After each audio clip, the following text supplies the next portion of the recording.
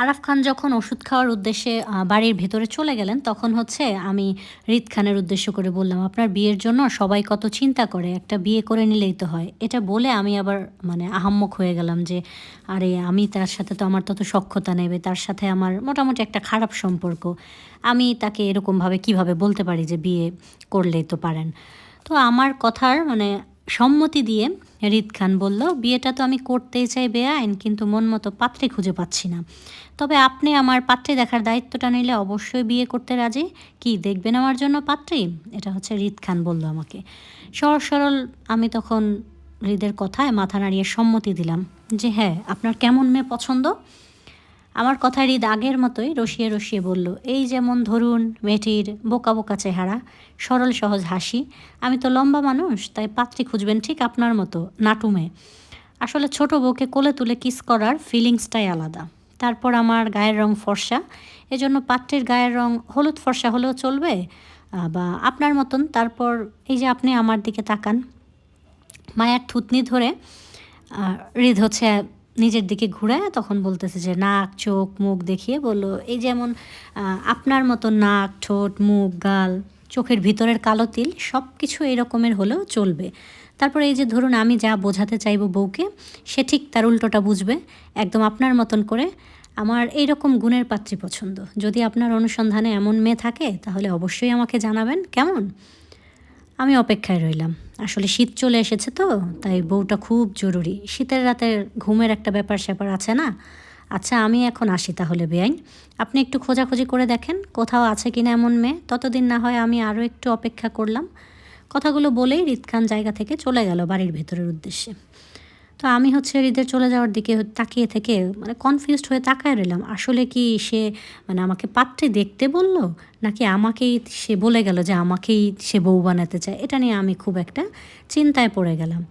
তো যাই হোক, তারপর দিন মুক্তা আপুকে নিয়ে আমরা চলে গেলাম আশুগঞ্জে। সেখান থেকে একদিন পরে আমরা আবার চলে আসলাম চট্টগ্রামে। তারপর দিনগুলো ভালোই কাটতেছিল। দুইজন দুইজনের মতো ছিলাম। কোনো রকম কোনো পেরেশানি ছিল না। তো সে তার ব্যস্ততা নিয়েছিল ঢাকায় কাজের উদ্দেশ্যে, আর আমি ছিলাম আমার পড়াশোনা নিয়ে চট্টগ্রামে। তারপরে একদিন রাতের বেলা আমি হচ্ছে যেই যখন মুক্তা আপুর শ্বশুরবাড়ি থেকে গেলাম, আশুগঞ্জ গেলাম মুক্তা আপুকে নিয়ে, তখন হচ্ছে আমি আর আমার বান্ধবীরা গিয়েছিলাম হাফেজ সাহেবের বাড়িতে। ওইখান থেকে আমি রিদ খানের নাম্বারটা কালেক্ট করেছি যে, তখন তো আমি জানি না এটা রিদ খানের নাম্বার। আমি জানতাম যে এটা আমার অনাকাঙ্ক্ষিত স্বামীর নাম্বার। তো আমি নাম্বারটা নিয়ে আমি চলে আসছি। বাট ফোন দিব সেই সাহসটা আসলে আ কুলাইতে পারতেছিলাম না, যে সাহসটা হচ্ছিল না যে তাকে ফোন দেই, কথা বলি, কেমন না কেমন হবে, কি না কি বলবে, এই চিন্তায় ফোন দেয়া হয়নি। তো প্রায় ২০ দিন পরে একদিন রাতের বেলা তখন আমি চিন্তা করলাম যে রিদ খানকে ফোন দেয়া যাক। দেখি রিদ খানকে না, আমার অনাকাঙ্ক্ষিত স্বামীকে ফোন দেয়া যাক, দেখি সে কি বলে। তো রিদ মাত্রই অফিস শেষ করে গাড়িতে বসলো। গাড়িতে বসে সে গলার টাই খুলে কোটের উপর রেখে শার্টের দুটো বোতাম খুলে দিল গরমে। শার্টের হাতা দুটো কোণই পর্যন্ত টেনে ভাঁজ করার মধ্যে হঠাৎ হৃদের ফোন এলো। খুব স্বাভাবিকভাবেই আসিফ সেই ফোন হৃদের দিকে বাড়িয়ে দিতে বেখেয়ালি চোখে ফোনের স্ক্রিন পড়তে খানিকটা চমকে উঠল। তারপর হৃদকে কিছু না বলে ফোনটা এগিয়ে দিতে দিতে কলটা ততক্ষণে কেটে গেল। আসলে এটা একটা কল ছিল না, আসলে এটা একটা মিস কল ছিল। তো হৃদ খান আসিফ হচ্ছে আমতা আমতা করে, হৃদ খান ফোনটা ধরে নাই, সে দেখে নাই। তো আসিফ আমতা আমতা করে বলতেছে যে, "ভাই, কলটা মনে হয় জরুরি ছিল।" তো হৃদ তেমন কোনো প্রতিক্রিয়া দেখালো না, কারণ সে ভীষণ ক্লান্ত। এই মুহূর্তে কারো মিস কলের ব্যাক করার মতো সময় তার নেই। আর যেহেতু তার ফোনে এটা তার পার্সোনাল নাম্বার, তার ফ্যামিলি মেম্বাররা ছাড়া বা তার দাদা দাদি আর বাবা মা ছাড়া, বিশেষ ভাই বোন ছাড়া বাইরের কেউ এই নাম্বারে ফোন করে না। তো মিস কল যেহেতু দিয়েছে, তার ফ্যামিলি থেকে অবশ্যই কেউ তাকে মিস কল দিবে না। তো বেশি একটা জরুরি না এটা ভেবে হৃদ হচ্ছে ফোনটা ধরলো না। তো পরপর হচ্ছে ২ বার মিস কল আসলো। তো ২-৩ বার এরকম মিস কল আসার পরে তখন হৃদ ভীষণ বিরক্ত হলো। তখন হচ্ছে সে ফোনটা তুললো যে ফোন দিয়ে দেখবে যে কে বারবার মিস কল দিতেছে। তো ফোনটা হাতে ওঠানোর পরে সাথে সাথে আবার আরেকটা ফোন দিল। তো হৃদ স্থির চিত্তে ফোনের স্ক্রিনের নামটার দিকে তাকিয়ে কয়েক সেকেন্ড গুটি গুটি অক্ষরে ভাসমান লেখা বেয়াদব বউ, যার অর্থ কলটা তাকে তার বেয়াদব বউ করেছে। কিন্তু হৃদের পার্সোনাল নাম্বারটা পেল কোথায়? হৃদ তো দেয়নি। তাহলে কার কাছ থেকে নিল? হৃদকে বা কী মনে করে কল দিতে পারে? হৃদের যতটুকু মনে আছে সে এখন পর্যন্ত তার বউয়ের অপছন্দের লিস্টে, শত্রুর পক্ষেই আছে। তাহলে লুকোচুরির সম্পর্কটা এখনও প্রকাশ পায়নি মায়ার কাছে। হৃদ ফোনটা রিসিভ করে কানে তুলল। আপাতত কথা বলা যাক, কী কারণে ফোন দিছে সেটা মায়াই তাকে বলবে। তো ওপাশ থেকে আমি বললাম, আসসালামু আলাইকুম। তো হৃদ খান উত্তর দিল, ওয়ালাইকুম আসসালাম। কে বলছেন? গম্ভীর গলায় সালামের উত্তর দিয়ে হৃদ অপরিচিত সাজলো মায়ার কাছে। কে ফোন করেছে তা জানতে চাইল, কিন্তু ফোনের ওপারের মায়ার হৃদকে সালাম দিয়েই যেন চুপ মেরে গেল। তার ঘন ঘন অস্থিরতার নিঃশ্বাস যেন হৃদের কানেও বাড়ি খাচ্ছে। হৃদ ফোনের ওপারের মায়াকে চিনতে পেরেও অপরিচিত সাজলো, কারণ মায়া এখনও হৃদকে নিজের পরিচয় দেয়নি বলে সেও সেধে আগ বাড়িয়ে নিজের পরিচয় দিয়ে কথা বলবে না। সে মায়াকে চিনতে পেরেছে। তাছাড়া আজ প্রথম দুজনের ফোন আলাপ। মায়ার পারিবারিক নাম্বারগুলো হৃদের কাছে মানে আগে থেকেই সব কিছু সেভ করা সবার নাম্বারগুলো, কিন্তু সেটা তো আর মায়া জানে না যে এটা হৃদ খানের নাম্বার। তাহলে মায়া কেন হৃদকে ফোন দিল সেটাই এখন হৃদের জানার বিষয়। তো তখন হচ্ছে পুনরায় হৃদ হচ্ছে প্রশ্ন করলো যে হ্যালো, কে বলছেন? শুনতে পাচ্ছেন আমাকে? হ্যালো। তখনই আমি হচ্ছে ওপাশ থেকে এলোমেলো এক প্রশ্ন বললাম, আপনি কি আবার বিয়ে করে ফেলেছেন? আপনি বিয়ে করেননি মানে? আবার বিয়ে করেছি? তখন হচ্ছে সে মানে আমি বললাম যে আপনি কি আবার বিয়ে করেছেন? তখন হৃদ খান বলতেছে আবার বিয়ে করেছি মানে? তখন হচ্ছে সাথে সাথে ফোনটা কেটে গেল। এবার হৃদ ভীষণ বিরক্ত হইল। আবার বিয়ে করেছেন কিনা, কি আজব প্রশ্ন! তাকে কি দেখে ভবঘুরে মনে হয় যে হৃদ হাঁটতে হাঁটতে বিয়ে করে বেড়াবে? হৃদকে ভেবে কয়েক সেকেন্ডের মধ্যে সে নিজেই কল ব্যাক করলো। বিগত 20টা দিন ধরে দেখা সাক্ষাৎ বা কথা হয়নি দুজনের। ফাহাদের বিয়ের পর মায়া খান বাড়িতে নিজ বাড়িতে ফিরে গেল। হয়তো কলেজের পরীক্ষা দিচ্ছে, আর কিছুদিন পর শেষ হবে। হৃদ এতদিন ব্যস্ততায় একদমই চট্টগ্রাম যেতে পারেনি, কিন্তু এখন মনে হচ্ছে এবার না গেলেই নয়। হৃদ পুনরায় হচ্ছে আমাকে কল দিতে দিতে আসিফের উদ্দেশ্যে বলল, আসিফ গাড়ি ঘোরাও, মহাসড়ক ধরো, চট্টগ্রামে ফিরব। আসিফ আপত্তি করে বলতে চাইলো, কিন্তু ভাই কাল তো আমাদের অফিসে। হৃদ ফুঁসে উঠে বলল, তোকে বলেছে জ্ঞান দিতে, যা বলছি তাই কর। জি ভাই। তো তাড়াহুড়ো করে আমি হচ্ছে হৃদের কলটা কেটে দিলাম। তো আমি হচ্ছে আমার পাশে জুই বসা ছিল। জুই হচ্ছে যে কুশন দিয়ে আমাকে একটা বাড়ি দিল, যে বোকার মতো সে ফোন দিয়ে কেউ জিজ্ঞেস করে, নাম ঠিকানা কিছু জিজ্ঞেস করা নাই, কোনো পরিচয় নাই, কোনো কিছু নাই, ফাট করে জিজ্ঞেস করতেছে যে আপনি কি বিয়ে করে ফেলেছেন? এটা কি কোনো কথা হলো? তো তুই আগে ভালো মতো কথা বল, নাম ঠিকানা জিজ্ঞেস কর, তারপরে তুই বিয়ের কথা জিজ্ঞেস করবি। তো আমিও ভাবলাম যে ঠিকই তো, এটা তো আমার ভুলই হয়ে গেছে। জুই হচ্ছে মায়াকে বোঝালো যে নাম্বারটা যে তোকে সুমন দিয়েছে, আদৌ কি নাম্বারটা সঠিক, বা নাম্বারটা কি আদৌ তোর অনাকাঙ্ক্ষিত স্বামীর কিনা, প্রথমে তো তুই সেটা জিজ্ঞেস করবি, কথা বলবি, তারপরে তুই তাকে বিয়ের কথা বলবি। এভাবেই তো আর বিয়ের কথা বলা যায় না। তো অনেকক্ষণ তর্ক বিতর্ক হইল। জুই অনেক বকাঢকা করে তারপরে জুই হচ্ছে সেখান থেকে চলে গেল। তো জুই সেখান থেকে চলে যাওয়ার পরে হঠাৎ করে আমার কানে এলো ফোনের কর্কশ রিংটোন। আমি চমকে উঠে দ্রুত ফোনটা হাতে তুলতেই তাড়াহুড়োয় দেখলাম যে কানে তুললাম, যেই নাম্বারটায় আমি ফোন করেছিলাম সেই নাম্বারটা থেকেই ফোন এসেছে। তো কানে তুলে আমি বললাম, আসসালামু আলাইকুম। তো আমার সালামের উত্তর হৃদ খুব রয়ে শয়ে গম্ভীর গলায় দিল, বলল, ওয়ালাইকুম আসসালাম। কে বলছেন? তো আমি দূর দূর বুক চেপে বসলাম, যে আমার তো ভয়ঙ্কর লজ্জা লাগছে। আসলেই যদি আমার স্বামী হয়ে থাকে। তার গলাটা বেশ দারুণ লাগলো আমার কাছে। তো হঠাৎ আমার ভালো লাগা একদম আকাশ পর্যন্ত ছুঁয়ে গেল। আহারে, স্বামীর সাথে কথা বলতেছি, সেই অনাকাঙ্ক্ষিত স্বামী। কিন্তু মুখের কথাগুলো যেন গলায় আটকে গেল। ওপাশের মানুষটাও চুপ, হয়তো আমার কথা বলার অপেক্ষায় আছে। তো আমি খুব আস্তে আস্তে বললাম, আপনি আমাকে চিনবেন না মনে হয়, তবে আমি যে আপনাকে খুব করে চিনি এমনটাও নয়। আসলে আমরা কেউ পূর্ব পরিচিত নই। তারপর আপনার অনেক খোঁজ করার পর আজকে আপনার নাম্বারটা জোগাড় করতে পেরে কল দিলাম। তো হৃদ মনে করেছিল মায়া তাকে পরিচিত ভেবেই কোনো কারণে ফোনটা করেছিল, তাই সে আগ বাড়িয়ে পরিচয়টা না দিয়ে আমার কাছ থেকে আমার পরিচয় পাওয়ার অপেক্ষায় ছিল। কিন্তু আমি এখন হৃদকে অপরিচিত ঘোষণা করায় খানিকটা সন্দেহ হলো। যদি বোনের ভাসুর বা পরিচিত হৃদ খান ভেবে আমি তাকে কল দিতাম, তাহলে এর বাইরে কিসের পরিচয়ের ভিত্তিতে কলটা করলো? হৃদ গম্ভীর চিত্তে বলল, আমরা পূর্ব পরিচিত না হলে আমার এত তলব লাগিয়ে খোঁজ করার কারণ কি মিস? তো আমি উত্তরে তক্ষুনি বললাম যে আসলে আমার আপনার সাথে কথা ছিল। আপনার আমার সাথে কথা থাকতেই পারে, তবে সেই কথা যে আমাকে শুনতে হবে এমনটা তো নয় মিস, আমি ব্যস্ত, রাখি। তো হৃদ খান তো খুব অ্যাটিটিউড দেখাচ্ছে। তো হৃদের কথা শেষ করার আগেই আমি জেদি সুরে বললাম, তো কথা আছে আমার, ফোন রাখা যাবে না এখন। তো সে বলতেছে, কেন রাখবো না? আমি বললাম, আমি বলছি তাই রাখবেন না? আপনার তো হৃদ খান বলতেছে, আপনার কথা শুনতে কি আমি বাধ্য? আমি বললাম, হ্যাঁ। তো বলতেছে, অধিকার দেখাচ্ছেন? আমি বললাম, হ্যাঁ। তখন বলল, কিসের অধিকার? তখন হচ্ছে আমি মানে কি বলবো, কিসের অধিকার দেখাচ্ছে তাকে, আমি এটা কিভাবে বলবো? তখন আমি একটু কথাটা প্রসঙ্গ ঘুরিয়ে জিজ্ঞেস করলাম যে, আপনার নাম কি? তো হৃদ হচ্ছে খুব গম্ভীর করে গাড়ির সিটে হেলান দিল। সে বেশ বুঝতে পারছে যে তার বউ তো তাকে চিনতে পারেনি, হয়তো পরিচিত হতে চাচ্ছে হৃদের সাথে, কিন্তু কেন সেটা বুঝতে পারছে না। তাছাড়া হৃদের নামটাও তো মায়ার মুখস্থ থাকার কথা, এই পর্যন্ত চড় থাপ্পড় তার কম খায় নাই হৃদের হাতে। সেখানে হৃদের কাছে তার নাম জানতে চাওয়াটাও হৃদের বেশ কৌতূহল বাড়ালো। হৃদ গম্ভীর গলায় বলল, আব্রাহাম। তো ফোনের ওপাশ থেকে নিজের নাম বলে ছটপট উত্তর দিল, আমি মায়া, আমি রিক্তা ইসলাম মায়া। আমাকে চিনতে পারছেন? হৃদ অল্প হাসলো, তার বউকে সে চিনবে না? তারপরও গম্ভীর গলায় অপরিচিতর ন্যায় বলল, আপনাকে কি আমার চেনার কথা মিস? কই, আমি তো চিনতে পারছি না আপনাকে।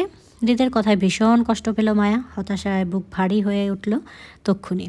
এত সহজের লোকটা আমাকে ভুলে গেল, অপরিচিত বলে ঘোষণা করে দিল, অথচ আমি কি না কি করেছি বিগত 3টা মাস ধরে এই লোকটাকে খুঁজে পেতে নরসিংদী হাফেজ সাহেবের বাড়িতে দৌড়াদৌড়ি করে যেতে গিয়ে ওরা একবার গাড়ি অ্যাক্সিডেন্ট করেছিল শেষ পর্যন্ত, আর এই লোকটা নাকি আমাকে মনেই রাখেনি। হতাশ আমি ভারী আওয়াজে নিজের পরিচয় দিয়ে বললাম, আপনার সাথে আমার বছর 2 আগে দেখা হয়েছিল একবার, সেটাই শেষ দেখা ছিল আমাদের। সেদিন রাতে আপনি অ্যাক্সিডেন্ট করেছিলেন, আর আমি পথ হারিয়ে আপনাকে রাস্তায় পেয়েছিলাম, সাহায্যও করতে চেয়েছিলাম আপনার, কিন্তু মাঝে অনেক কিছু হয়ে যায়। আমাদের জীবনের অনাকাঙ্ক্ষিত একটা ঘটনাকে কেন্দ্র করে আজ আমার আবারও আপনাকে খুঁজে বের করা। হাফেজ সাহেবের বাবা কাজী মোল্লাকে মনে আছে আপনার? সেদিন রাতে যারা আমাদের আশ্রয় দিয়েছিল ওনাদের বাড়িতে, তাদের কথা মনে আছে আপনার? মায়ের গোছানো কথার অর্থ এবার সবই পরিষ্কার হলো হৃদের কাছে। কারণ আমি যে তাকে পরিচিত হৃদ খান ভেবে নয়, বরং নিজের অপরিচিত স্বামীর খোঁজ করে কলটা করেছি, সেটা এবার হৃদ বেশ বুঝতে পারল। তার হচ্ছে হৃদের প্রশান্তিতে মন শীতল হয়ে উঠল তক্ষণি। হৃদের দীর্ঘ অপেক্ষার প্রহর বুঝি শেষ হলো বলে ঠোঁট প্রশস্ত করে নিঃশব্দে হাসল। অবশেষে তার বউ তাকে খুঁজে পেল। আজ বউ যেহেতু তার কাছে নিজ থেকে ধরা দিতে চাইছে, এবার সেও ছেড়ে দেওয়ার পাত্র নয়। ভারী হতাশ গলায় বলল হৃদ, আশ্রয় কোথায় দিয়েছিল মিস? তারা তো আমাদের বিয়ে পড়িয়ে বাসর ঘরে ঢুকিয়ে দিয়েছিল সরাসরি।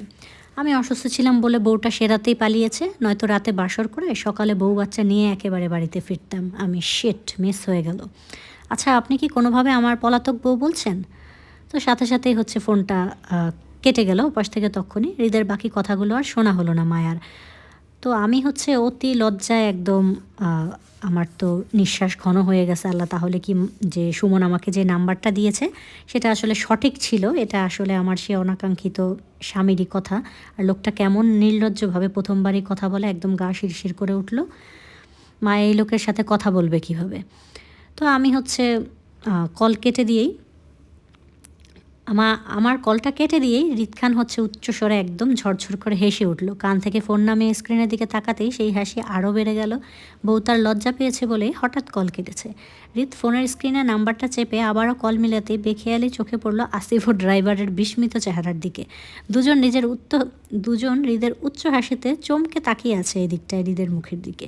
হয়তো হৃদকে এর আগে কখনো এভাবে হাসতে দেখেনি, তাই হঠাৎ হৃদের চোখে দুজনই ধরা পড়ায় থমথমে মুখে সামনে ঘুরে গেল তৎক্ষণাৎ। হৃদের প্রসারিত হাসিটাও ক্ষণে গম্ভীর মুখে পরিণত হলো। বাকিটা পথ আসিফ আর চোখে হৃদকে দেখল, সরাসরি তাকানোর আর সাহস পেল না। হৃদ ফের মায়ার নাম্বারে কল মেলাতে চেয়ে ফোন দিল, কিন্তু অতি লজ্জায় আমি আর সেই ফোনটা রিসিভ করতে পারলাম না। হৃদ মিটমিট হেসে ছোট্ট একটা মেসেজ করে লিখল, পলাতক বউয়ের সন্ধানে আছি মিস। যদি আপনার লজ্জা শেষ হয় তাহলে অবশ্যই আমায় স্মরণ করবেন, কেমন? আমি অপেক্ষায় রইলাম। মেসেজ পাঠিয়ে হৃদ গা ছেড়ে দিল সিটে। চোখের উপর হাত বেঁধে চোখ বন্ধ করতেই হৃদের ঠোঁটের মিটমিট হাসি রেখা ফের চোখে বিঁধল আসিফের। ব্যস্ত শহরের গাড়ি ছুটল মহাসড়ক ধরে চট্টগ্রামের দিকে, আর বাতাসের ঝাপটায় ভেসে এলো এক নতুন প্রেমের গন্ধ।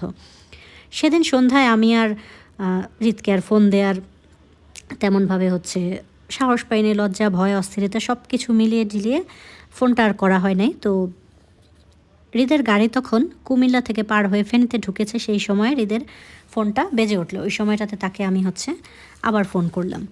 তো হৃদকে দেখলো ফোন হাতে অল্প হাসতে। হৃদ মায়ার কল কেটে নিজে কল করবে, তার আগেই মায়া অধৈর্যের ন্যায় আবারও কল দিয়ে হৃদের এবার ঠোঁট চেপে হেসে কল কেটে দিল। কিন্তু মায়া যেন ফোন হাতে নিয়ে বসে আছে। সে হৃদ একদিকে ফোন কাটতেছে, আমি অপর দিকে ফোন দিয়ে যাচ্ছি, এরকম হচ্ছে।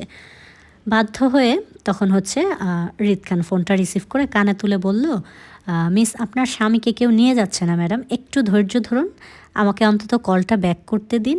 এই কথায় তো আমি ভীষণ লজ্জা পেয়ে গেলাম, কি একটা পরিস্থিতি।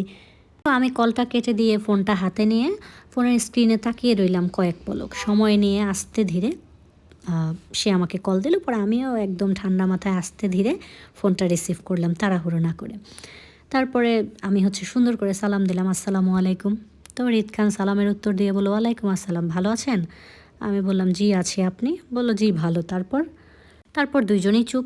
হৃদ ইচ্ছাকৃতভাবেই চুপ, আর আমি হচ্ছে কি বলবো সেটা, মানে হৃদ চাইতেছে আমি কি বলবো সেটা শুনতে, আর আমি হচ্ছে যে কি বলবো একদম জড়তায় আমার সব কথাই গুলায়া যাইতেছে, কোথা থেকে কি শুরু করব। তো কি বলবে সেটা ভাবতেই তখনই হৃদের ওপাশ থেকে গলা শোনা গেল। হৃদ খান বলল, কি ম্যাডাম, কথা শেষ আপনার? জড়তা মাথায় আমতা আমতা করে কানের পিছনে চুল গুজে দিতে দিতে লাজুক কণ্ঠে বললাম, না আসলে আমার না কেমন জানি লাগছে, ভয়ে হাত পা ঠান্ডা হয়ে যাচ্ছে। তাহলে তো কঠিন সমস্যা ম্যাডাম, আমি কি ফোন রেখে দেব? আমি বললাম, এই না না, ফোন রাখবেন না প্লিজ, আমার কথা আছে আপনার সাথে। তো তাড়াহুড়ো করে হৃদের সাথে কথা বলতে আগ্রহ প্রকাশ করে আবার লজ্জায় পড়ে গেলাম। ফোনার ওপাশের মানুষটা নিশ্চয়ই আমাকে একদম নির্লজ্জ ভাবছে। আমার প্রচুর মন খারাপ হয়ে গেল। লোকটার সামনে নিজের ভদ্র পার্সোনালিটি তার প্রকাশ করতে চেয়েও তার কাছে বেহায়া হয়ে গেলাম। তারপরে আর কি বললাম, নিজের বোকামি টোকামি সব চেপে সরি বললাম। তো সে বলল, কেন? আমি বললাম, আসলে তাড়াহুড়ো করে আমি ওইভাবে বলতে চাইনি। তো সে বলতেছে, কিন্তু আমি তো ওইভাবেই শুনতে চেয়েছিলাম ম্যাডাম। তো তার হৃদ খানের কথার পিঠে আমি কোনো কথা খুঁজে পাইলাম না আসলে কি বলবো। তখন আমাদের দুজনের যে বিয়েটা সেটা নিয়ে আমি হচ্ছে তার সাথে কথা বলতে চাইলাম। এখন রাত প্রায় 12টার ঊর্ধ্বে, এত রাতে লোকটা কোথায় যাচ্ছে, গাড়ির শব্দ পাওয়া যাচ্ছে। তো আমি জানতে চেয়ে তাকে হৃদকে জিজ্ঞেস করলাম যে, গাড়ির শব্দ পাওয়া যাচ্ছে, আপনি কি এত রাতে কোথাও যাচ্ছেন? হৃদ তার সুন্দর চুলগুলোতে হাত চালালো, বাইরের অন্ধকারময় রাস্তায় তাকিয়ে বলল, বউর টানে তার শহরে যাচ্ছি দেখা করতে। তো হৃদের সহজ সরল উত্তরটা যেন আমার একদম পছন্দ হলো না, আমার মাথায় একদম বিস্ফোরণ ঘটালো। আমার স্বামী বিবাহিত কথাটা যেন আকাশ ভেঙে পড়ায় চমকে উঠলাম আমি। স্তব্ধতার ন্যায় মৃদু চেঁচিয়ে বললাম, কি আপনি বিবাহিত? তো সে বলল, হ্যাঁ, মানে কি? কি মানে কি আবার? বিয়ে করব না? পুরুষ মানুষ বিয়ে না করে থাকা যায় নাকি? বিয়ের বয়স হয়েছে আমার, তাই বিয়ে করেছি। তো আমি অতি ভদ্র সাজার কৌটাটা আমার তক্ষণই শেষ হয়ে গেল। রাগে হিসিসে গালি দিয়ে বসলাম হৃদ খানকে। কটমট করে বললাম, অসভ্য লোক, বউ রেখে দ্বিতীয় বিয়ে করিস? তুই জানতিস না তোর বউ আছে? দ্বিতীয় বিয়ে কেন করতে গেলি? আমার হুট করে রেগে মেগে আগুন হয়ে যাওয়াটা হৃদ খানের কাছে খুব স্বাভাবিক লাগলো। যেখানে তীব্র অধিকার জন্ম নেয় সেখানে রাগে দু চারটে গালি শোনা যায়। তাছাড়া হৃদমায়ার কাছে পরিচিত হৃদ খান বলে নয়, বরং আমার স্বামী বলে অধিকার দেখায় তাকে আমি গালিগুলো দিচ্ছিলাম। যাই হোক, তাই সে হৃদ খান হচ্ছে গালিগুলো সব হজম করে নিচ্ছে আমার স্বামী হিসেবে। তো সে আমার রাগকে উস্কে দিয়ে খেয়ালি করে বলল, বউ রেখে কোথায় বিয়ে করলাম মিস? আমার বউ তো নাই, বউ পলাতক। বউ নেই বলেই তো দ্বিতীয় আর তৃতীয় বিয়েটা করতে হয়েছে আমায়। দরকার হলে আরও একটা বিয়ে করব, ইসলামে 4টা বিয়ের সম্মতি আছে তো। আমি তো মাত্র 3টা করেছি, আপনাকে পেলে আরও একটা করব, আপনি রাজি? তখন রাগে দুঃখে আমি একদম কেঁদে ফেলাম। এত কষ্ট করে নিখোঁজ স্বামীর খোঁজ করাটাই বোকামি হয়েছে আমার। সেই দুঃখে আমি কেঁদে উঠে হৃদকে গালি দিতে দিতে বললাম, অসভ্য ইতর লুচ্চা লোক, এতগুলো বিয়ে করিস, তোর মতন জামাই আমার দরকার নাই, আমি তোরে তালাক দেব। খবরদার যদি কখনো আমার সামনে পড়িস তাহলে তোর পা ভেঙে হাতে ধরায় দিব। এটা বলে একদম ফোনটা কেটে দিলাম।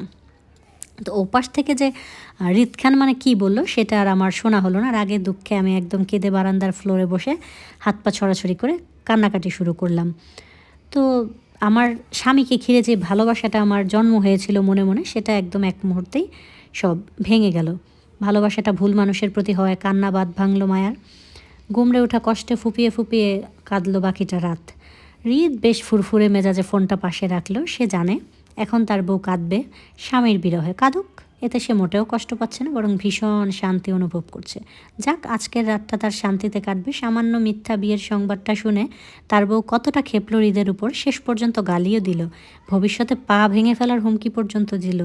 যদি কখনো এই মেয়ে জানতে পারে হৃদ তার স্বামী, আল্লাহ জানে তখন কি করে। হৃদার হুট করেই খুব ইচ্ছে হলো জানতে বউ তার আসল পরিচয় পেলে কি করবে। এখনকার মতো এত অস্থির হবে স্বামীর জন্য, নাকি পরিচিত হৃদ খান ভেবে ভয়ে পিছিয়ে যাবে হৃদ থেকে? কোনটা? তো সারা রাত কান্নাকাটি করে পরদিন কলেজে গেলাম। পরদিন কলেজে যাওয়ার পরে তো আমার মানে কোনো কিছুই ভালো লাগতেছে না। দুঃখে কষ্টে একদম আমি বিরহে বসে আছি। আমার স্বামীর আরও ২ টা বউ আছে আমি ছাড়াও। তখন হচ্ছে সবাই আমাকে জুই, তারপরে আমার যে বান্ধবীরা নাদিয়া ওরা আমাকে জিজ্ঞেস করতে থাকলো যে, "কী হইছে? আচ্ছা ঠিক হইছে, ঠিক আছে লোকটাকে তো তুই চিনিস না, ওইরকমভাবে কোনো সম্পর্ক নাই। আমরা আগে থেকেই বলছিলাম লোকটা মনে হয় কোনো খারাপ লোক হবে।" তো সবাই এগুলা বলতেছিল। তো ১ম দিকে তো আমি জুই আমাকে খুব বুঝাইতাছিল যে, "যদি হচ্ছে এই কথা আরিফ ভাইয়ের কানে যায় তাইলে আমাদের ২ জনকে মেরে ফেলবে। তো তুই ওইরকমভাবে কোনো কিছু রিঅ্যাক্ট করিস না, বাদ দে। ঠিক আছে তোর লোকটাকে যেহেতু খারাপ বা লোকটা বিয়ে করছে করুক। ওই লোকের সাথে আমাদের আর দেখা করার দরকার নাই বা কোনো দিন আর বিয়ে শাদির দরকার নাই। ওই লোকের মতো থাক, আমি আমার মতো থাকি।" তো আমার বান্ধবীরা আমাকে বুদ্ধি দিতেছিল যে, "লোকটাকে সরাসরি বলবি তোর সাথে দেখা করতে।" আমি হাঁটতে, হাঁটতে উত্তর করলাম যে, "না।" তো ওরা জিজ্ঞেস করলো, "কেন?" তখন আমি বললাম যে, "আমি চাই না লোকটা আমাকে কোনোভাবে চিনুক। সত্যি সে যদি বিয়ে করে ফেলে তাহলে আমি এই জীবনে তাকে আমার মুখ দেখতে দেব না। তাছাড়া স্বামী খোঁজ আমি একা করছি, সে আমার খোঁজ করেনি। ওনার হয়তো আমার কথা মনেও ছিল না এতদিন। আমার ফোন করাতে মনে হয়েছে, তাই আমি স্বেচ্ছায় তার সামনে দাঁড়িয়ে নিজেকে আর ছোট করতে চাই না। আমি অন্য কোনোভাবে লোকটার পরিচয় সংগ্রহ করব।"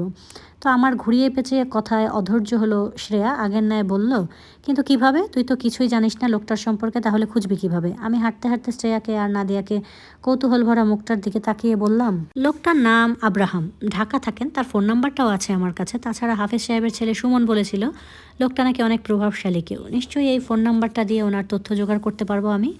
আমার কথার পিঠে আমার বান্ধবীরা হচ্ছে কিছু বলার মতো পেল না। নীরব ভাবুক হয়ে হাঁটতে লাগলো আমার সঙ্গে। কিছু দূর হেঁটে রাস্তার মাথায় আসতেই দেখতে পেল আসিফকে এলাকার একদল ছেলেদের সঙ্গে দাঁড়িয়ে কথা বলতে। হয়তো রাজনৈতিক বিষয়ে কোনো পরামর্শ দিচ্ছে আসিফ তাদের। ভাবুক শ্রেয়া হুট করেই যেন দারুণ একটা বুদ্ধি পেল।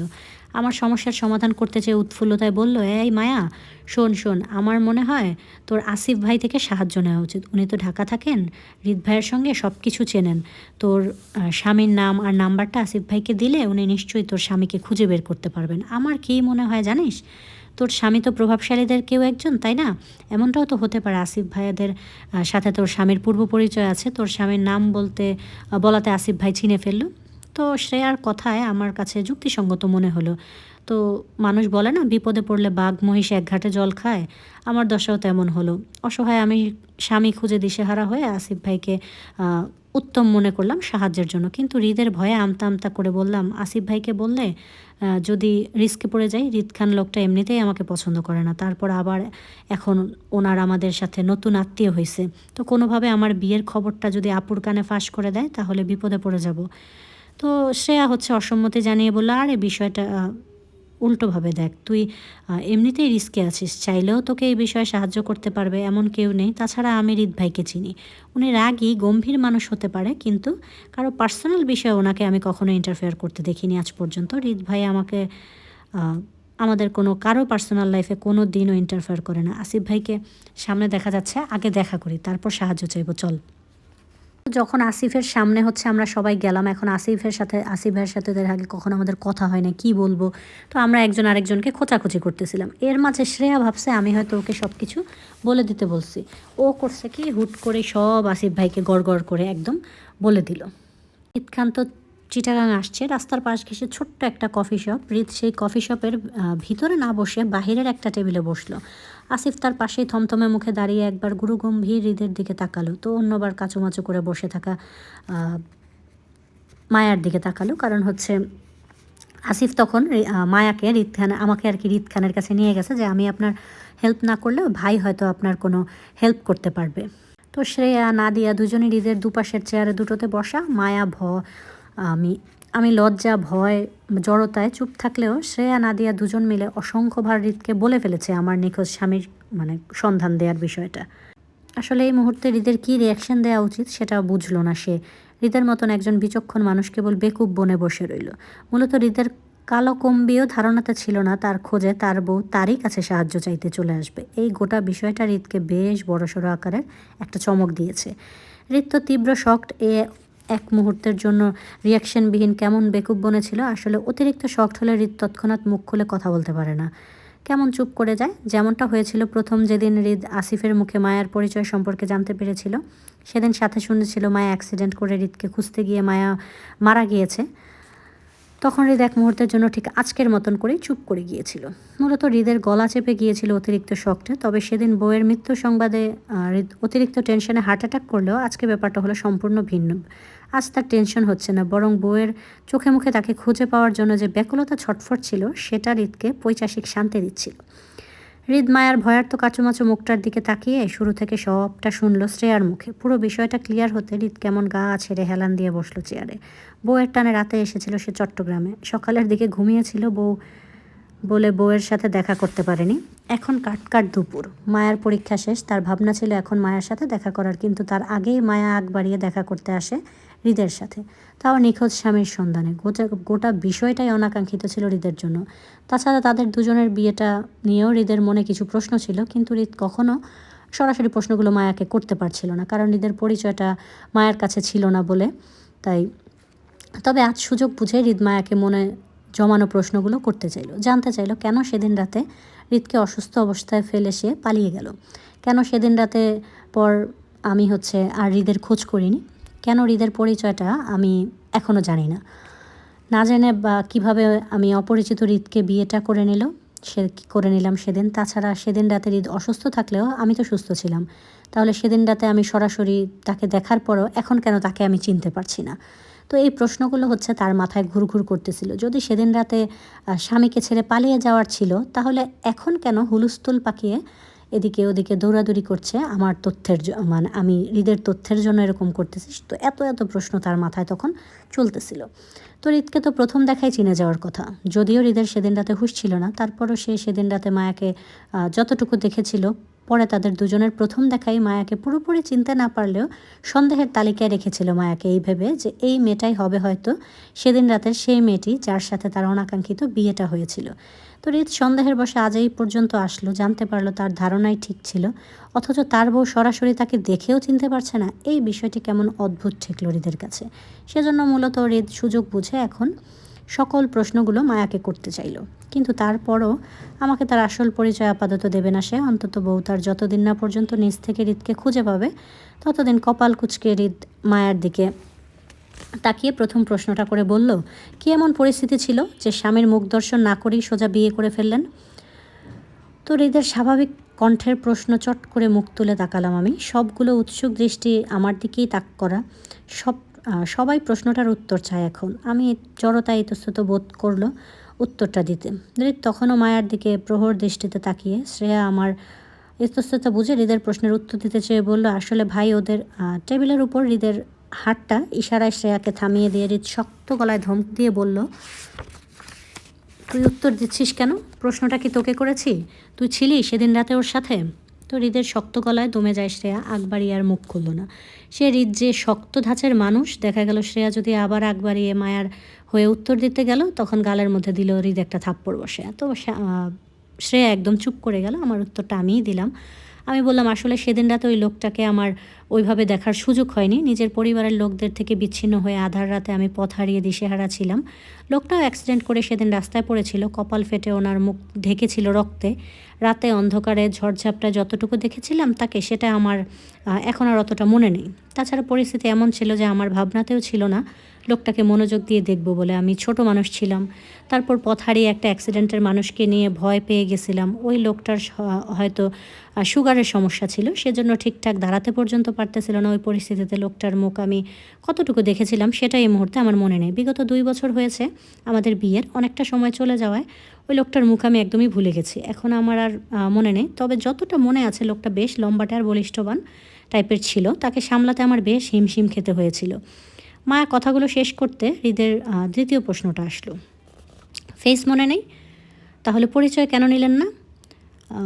আমি রয়ে শয়ে সেদিন রাতের পরিস্থিতির কথা হৃদকে সব কিছু জানালে অবশেষে বলল, আমার পরিস্থিতি এমন ছিল যে আমার অত কিছু মাথায় আসেনি। মাত্র 9ম শ্রেণীতে পড়তাম, বুদ্ধি খাটিয়ে কিছু করার মতো পরিস্থিতিতে ছিলাম না।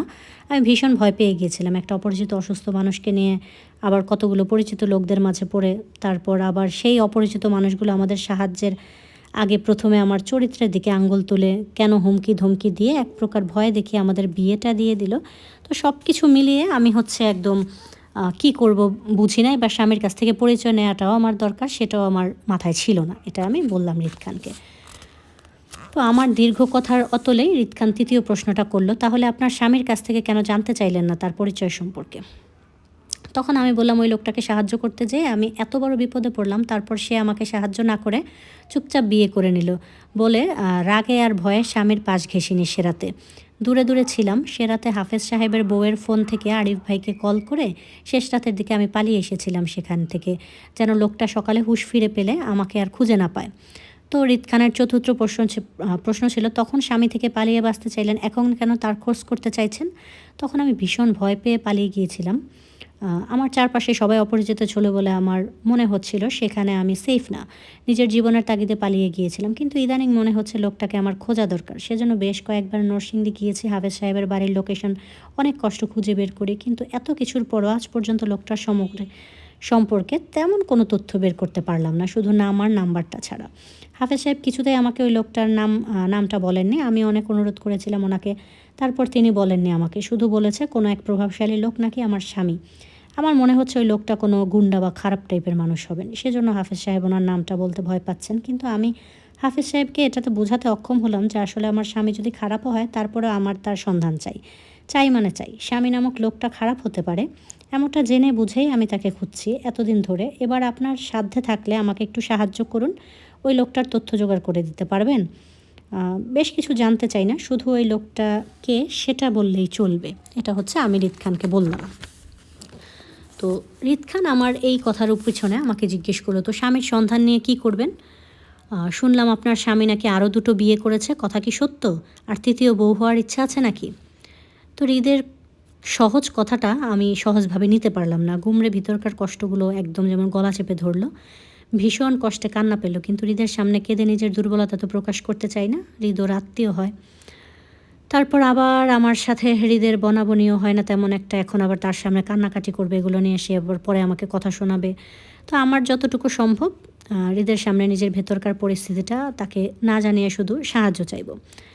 আমার স্বামীকে ঘিরে ওর মনের অনুভূতিগুলো প্রকাশ করব না কখনোই রিত খানের সামনে। যথাসম্ভব আমার স্বামীকে ঘিরে ভালোবাসাটা রিতকে না বলে এড়িয়ে যাব, কারণ আমার ভালোবাসাটা শুধু আমার অবধিই থাক। সেটা আর যাই সেটা আর যাই হোক না কেন, আমি অন্তত কোনো বাহিরের লোকের সাথে প্রকাশ করতে চাই না। লোকটা যদি বিয়ে করে তো করুক, আমার কিচ্ছু যায় আসে না। আমার স্বামী চাই, আর না তার তৃতীয় বউ হতে চাই। সংসার তো দূরে থাক, কিন্তু তারপরে লোকটাকে আমার চেনা লাগবে।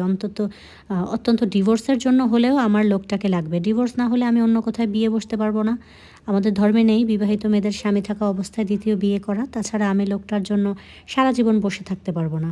আমারও একটা জীবন আছে, কাউকে ভালোবাসার রাইট আমারও আছে। সবচেয়ে বড় কথা হলো, আমাদের যে কখনো বিয়েটা হয়েছিল সেটা ওই লোকটা প্রমাণ করতে পারবে না কখনো, আমি জানি। কারণ বিগত 3 মাস ধরে লোকটাকে খুঁজে খুঁজেও তার তথ্য বের করতে আমি হিমশিম খাচ্ছি। সেখানে ওনার আমাকে খোঁজা আরও মুশকিল হয়ে যাবে। আমাদের বিয়েটা হয়েছিল এটা প্রমাণ করার জন্য কাজে থেকে শুরু করে কাবিননামা পর্যন্ত নেই আমাদের। সব কিছু আগুনে পুড়ে ছাই হয়ে গেছে আরও বছরখানেক আগেই। সেই সুবাদে আমার ওই লোকটাকে কখনো চাইলেও নিজের স্ত্রী বলে প্রমাণ করতে পারবে না। আর প্রমাণ ছাড়া কেউ বিশ্বাস করবে না যে কখনো আমাদের বিয়েটা হয়েছিল। প্রমাণের অভাবে আমরা আইনিভাবে আমাদের শক্তপোক্ত কোনো প্রমাণ নাই, যার কারণে বিয়েটাও অস্বীকার করতে পারবো। কিন্তু ডিভোর্স মায়ার দীর্ঘ কথা শেষ হবার আগেই গম্ভীর গলায় আওয়াজ তুলল রিত। চাপা রাগে দাঁত পিষে বলল, আউট। হুট করে হৃদের চাপা ধমকে উৎসুক জনতার মতো ভাঙল তক্ষুনি। সবাই থমথমে মুখে আমার দিকে দৃষ্টি সরিয়ে চাইল হৃদের দিকে। হৃদের হঠাৎ শক্ত হয়ে ওঠা মুখটা আমি নাদিয়া শ্রেয়া না বুঝলেও আসিফ বেশ ঠাহর করতে পারলো। আমার মুখে ডিভোর্সের কথাটা হয়তো হৃদের ভালো লাগেনি। না লাগারই কথা, কত কিছু করলো বেচারার বউকে খুঁজতে। এমন কি বউর টানে হুটহাট পাগলামি করে সকল কাজ ছেড়ে ছুড়ে চট্টগ্রামে চলে আসলো, আর এখন তার বউ তাকে ডিভোর্স দেওয়ার কথা বলতেছে। তো যাই হোক, তো মায়ার পরপর সব কথা শুনে আসিফ হাঁ হয়েছিল। কোন সময় যাতে রিত খান হচ্ছে আমাকে ঠাস করে চর মেরে বসে। এখন মন্ত্রীর ছেলে কলেজের একটা মেয়েকে রাস্তায় বসে চর মেরেছে, বিশাল এক নিউজ হয়ে যাবে। তো আসিফ এই চিন্তা ভাবনা করছিল। অপরদিকে আমি হচ্ছে বুঝতে পারলাম না, ভালো মতো কথা বলতেছিলাম, তার মধ্যে আবার আউট কোথা থেকে চলে আসলো। কেমন অবহজ গলায় আবার তার কাছে জানতে চাইলাম যে কি বললেন বুঝতে পারি না। জি কিছু বললেন? তখন সে ফের একই ভঙ্গিতে দাঁতে দাঁত পিষে আমাকে বলল, আউট। মানে কি, একটু সাহায্য চাইতে আসছি তার জন্য এই অবস্থা? ধমকে টমকে ফিরাইয়া দিল। সে আউট বলল, তারপরে তো দুঃখে কষ্টে ওইখান থেকে চলে গেলাম, কারণ প্রচুর অপমানিত বোধ করলাম এরকমভাবে মুখের উপরে কেউ আউট বলে দিল। যাই হোক, এই পর্বে এতটুকুই থাক, তার পরের পর্বটা কালকে আবার নিয়ে আসবো। তো বেশি বেশি করে লাইক কমেন্ট করো, গল্পটা কেমন লাগতেছে সেটা তো অবশ্যই জানাবা। সবাই ভালো থেকো, সুস্থ থেকো, আল্লাহ হাফেজ, শুভরাত্রি।